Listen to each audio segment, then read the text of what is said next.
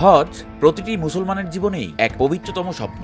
সেই স্বপ্ন পূরণের দ্বারপ্রান্তে এক হজ যাত্রী, কিন্তু নিয়তির কি নির্মম পরিহাস। পাসপোর্ট জটিলতায় বিমানবন্দরেই তাকে আটকে দিল নিরাপত্তা বাহিনী। তার চোখের সামনেই উড়াল দিল বিমান, আর তিনি আর্তনাদ করে কেঁদে উঠলেন। নিরাপত্তা বাহিনী সান্ত্বনা দিল, মন খারাপ করো না, আল্লাহ হয়তো তোমার জন্য এবারের হজ কবুল করেননি। কিন্তু তার দৃঢ় বিশ্বাস, আমি হজের নিয়তে এসেছি, আমার বিশ্বাস বিমান আবার ফেরত আসবে আমাকে নিতে।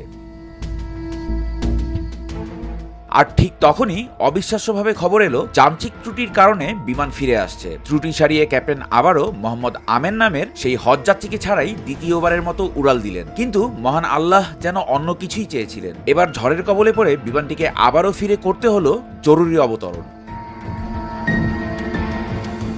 এবার বিমানের ক্যাপ্টেন নিজেই এগিয়ে এলেন সেই হজযাত্রীর কাছে। আবেগাপ্লুত কণ্ঠে বললেন, আল্লাহর কসম, আমি আর উড়ব না যতক্ষণ না আপনি প্লেনে উঠেন। সব জটিলতা শেষ করে সেই হজযাত্রীকে নিয়েই বিমান রওনা দিল পবিত্র মক্কার পথে। এ যেন শুধু হজ নয়, এ এক দৃঢ় বিশ্বাস আর অলৌকিকতার গল্প।